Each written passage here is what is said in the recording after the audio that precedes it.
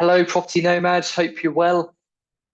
Three key reasons why landlords are selling up. The world of property at the moment is very up and down, very topsy-turvy. And as we've said before, landlords are taking an absolute battering. Now, that's not a plea for, oh my God, you must feel sorry for the landlords, but we must look at the reasons why landlords are being not forced to sell up, but are taking the decision to sell up. And there's three key reasons here that we're going to cover in this podcast episode.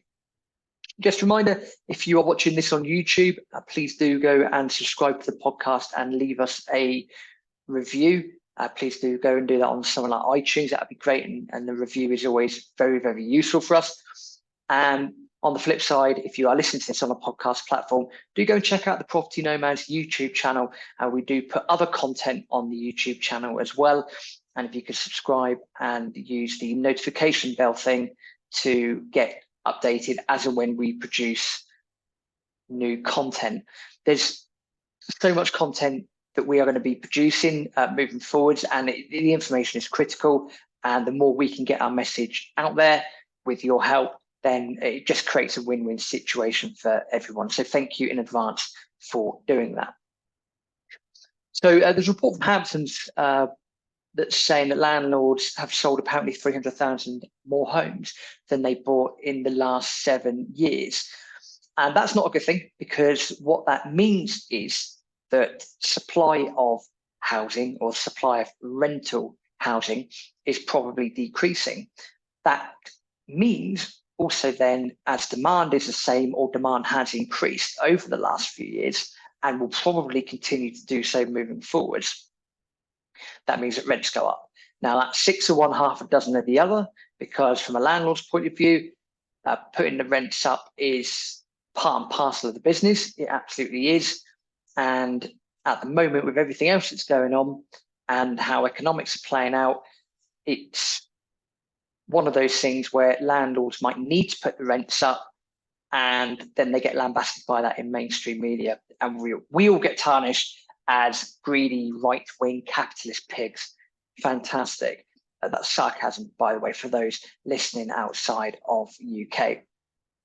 But there are three key reasons why landlords are selling up: higher taxes, mortgage rates, and the other one being uncertainty about various legislations or legislative pieces moving forwards.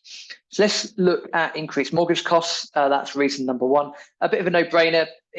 Unless you've been living under the rock in the last few years, you'll know that mortgage costs have increased. Of course, if you listen to this and you've been locked in on a very long-term fixed product for the last X amount of years, and congratulations, you're doing what we've done as well, and you're sorted for the next few years, which is great.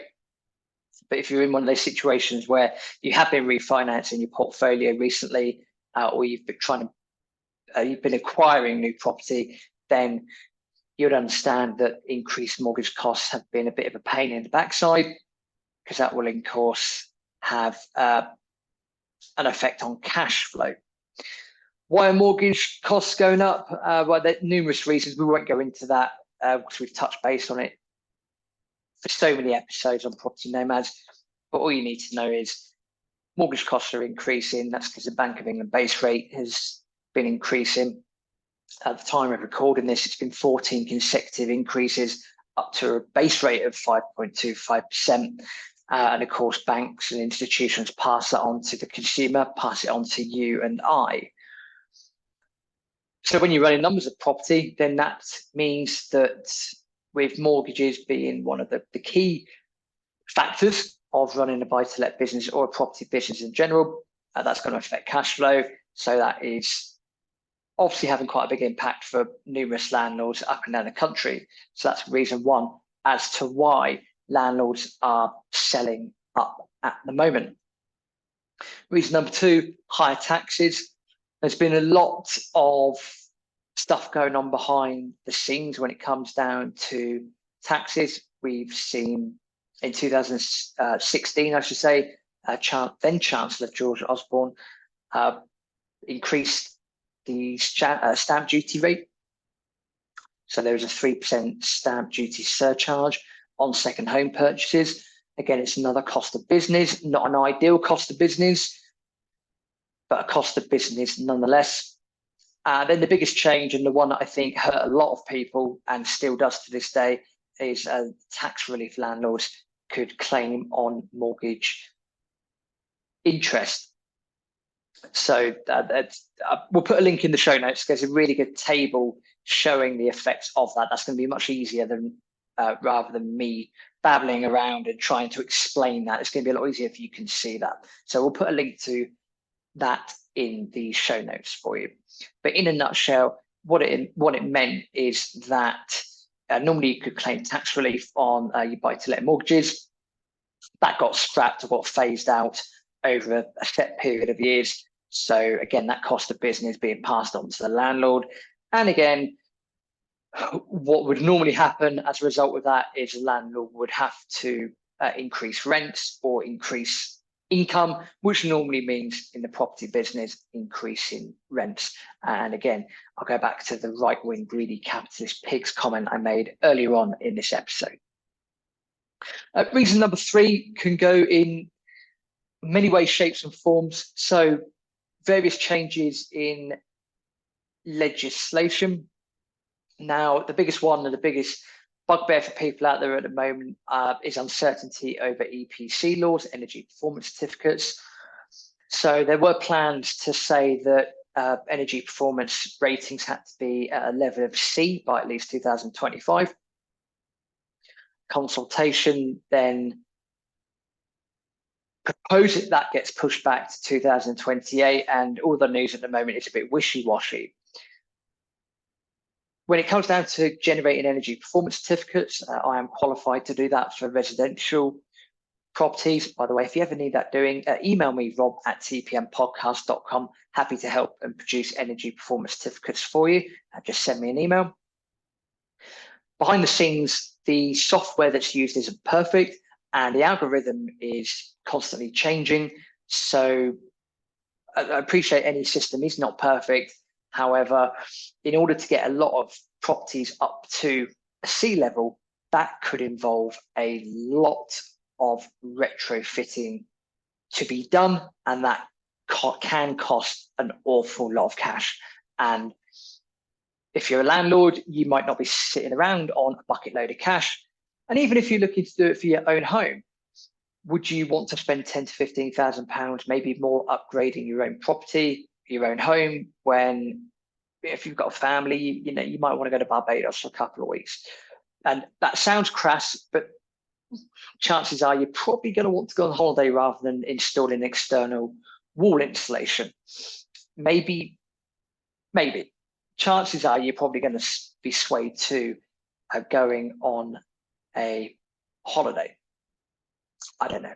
But the point being, the EPC system isn't perfect at the moment. There are changes happening behind the scenes, but with the stance as it is at the moment, it's leaving a lot of people in limbo. And if you are faced with potential massive bills because you then need to upgrade your homes or your rental properties, you might just look at it and go, do you know what, sod that, I'm out of here, sell. So that's one of the reasons under the legislative arm. The second main one is the Renters Reform Bill. We've done an episode on this a little while ago. The biggest issue with the Renters Reform Bill is all to do with Section 21. So if you need to get a tenant out of a property, how do you do that? You use Section 21. Now, that could be quite laborious at the best of times, but what the Renters Reform Bill is potentially looking at is making it even more difficult to get tenants out of rental properties. Now, at the same time, I've been a tenant as well, so I'm sort of attacking this from both angles. From a tenant's point of view, you kind of want that security. Give me a second. Sorry about that. From a tenant's point of view, you will want that extra security, knowing that if something goes wrong or your landlord's not doing their job properly, that you might be able to hang around the home for a little bit longer. You've got that security. from a landlord's point of view, that is an absolute pain in the backside. And then when you want to get a tenant out, let's just say the tenant's not paying the rent and they're a problematic tenant, and you have legitimate reason to want and needing to get that tenant out, you might still have to go through a court process, which could be very laborious, very time consuming, very cost ineffective. And it's then putting more, the cards are being more, they're being stacked more towards the tenant than they are the landlord. And I appreciate there's always going to be arguments to and for and against, etc., etc. But from a landlord's point of view, it's just another pin in the voodoo doll. It's another pain in the backside thing. So that's the other main reason why landlords are looking to sell up. There's a lot of indecisiveness basically at the moment, and the key thing comes down to cash. If you are sat there with a relatively large portfolio and you then have the possibility that you might have to put X, Y, and Z to increase the energy efficiency measures in your rental properties. And then also, if the renters reform bill comes through and tenants have a lot of extra rights, which I'm not saying is a bad thing, but when it comes to getting problematic tenants out, then that could be very challenging from a landlord's point of view. It then looks like you're just shooting yourself in the foot, and that's no bueno. Same with going back to the other reasons, higher taxes, increased mortgage costs.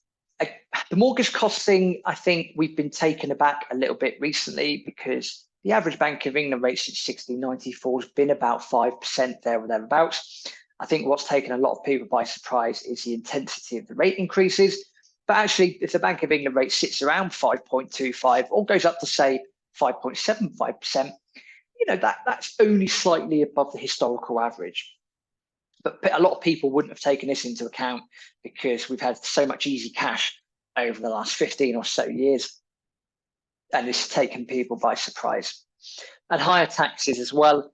Yes, all of this is amalgamating into a massive boiling pot, and it's not good news for landlords. It's actually not good news for tenants, because the more landlords that sell up means that there are less rental properties available, well, for renting, and that means that supply and demand, very basically, if your supply decreases but your demand remains the same or increases, then the price has to go up, and that is going to have a negative effect on tenants. So the very people that the government probably want to protect, and I use that term loosely, they're going to end up taking the brunt of this, and they really are. And all the while, us landlords will be marginalised, rightly or wrongly, in the mainstream media. So massive thumbs up, congratulations, because it's going to be an absolute horror show that's unfolding and will continue to unfold moving forward.